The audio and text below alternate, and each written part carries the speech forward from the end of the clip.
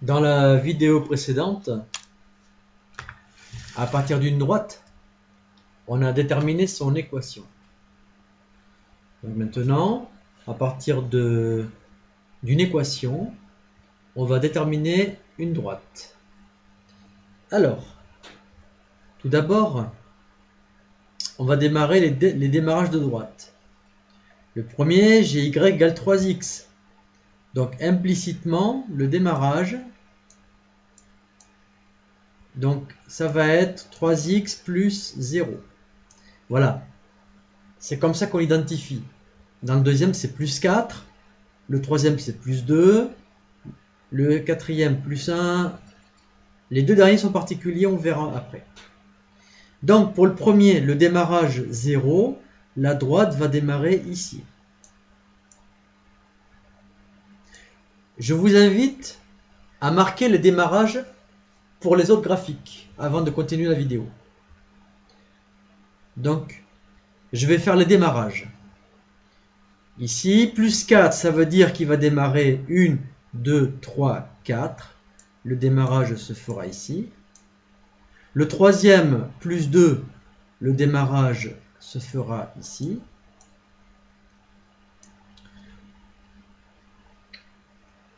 Le quatrième, plus 1, le démarrage se fera ici.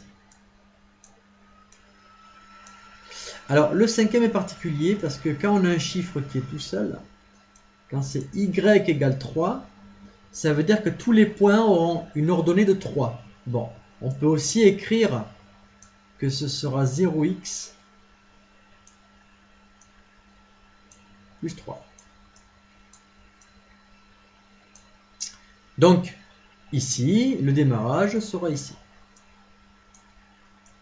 Le dernier, je l'aborderai à la fin.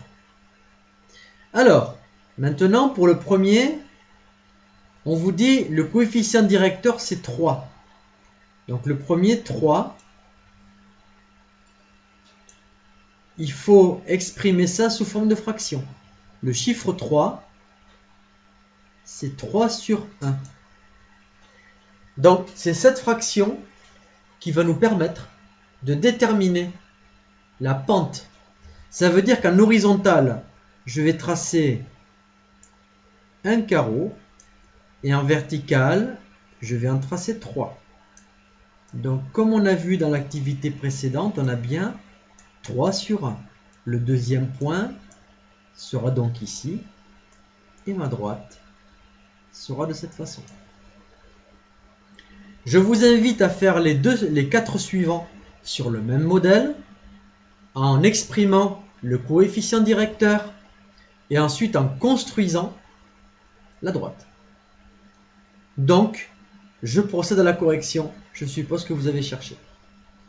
Alors, ici, on vous dit que le coefficient directeur, c'est moins 2. Donc, en fraction, moins 2, c'est moins 2 sur 1. Ça veut dire qu'en horizontal, je vais avoir 1. Et moins 2, je vais descendre de 2. Donc, on a bien moins 2 ici et 1 en horizontal. Mon deuxième point sera donc ici. Et donc, je peux tracer ma droite.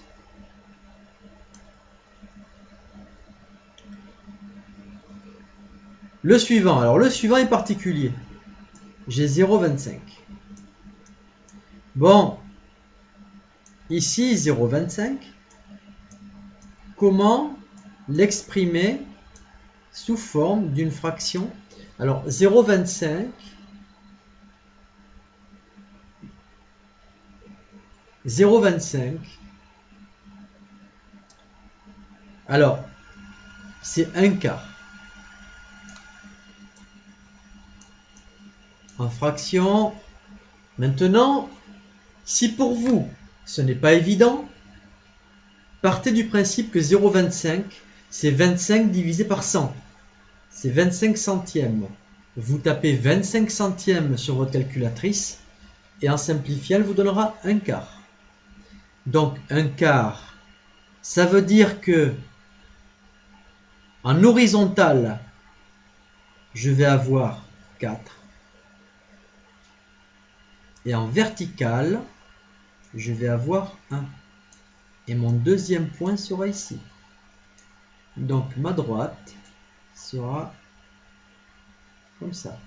Excusez-moi, c'est pas très droit. Je fais avec les moyennes du bord. Le suivant, vous avez 0,5. Alors 0,5, donc 0,5. Je pense que tout le monde voit que en fraction, ça fait 1/2.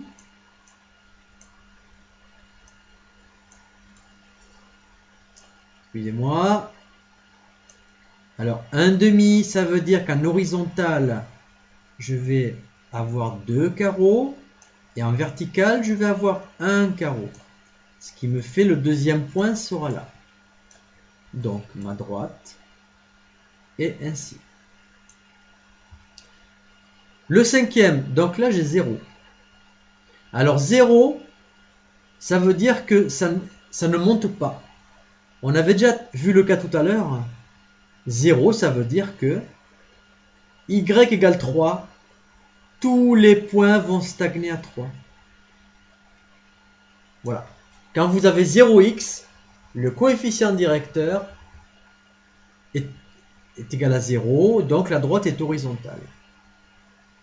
Maintenant, pour le dernier, x égale 2, c'est un cas très particulier.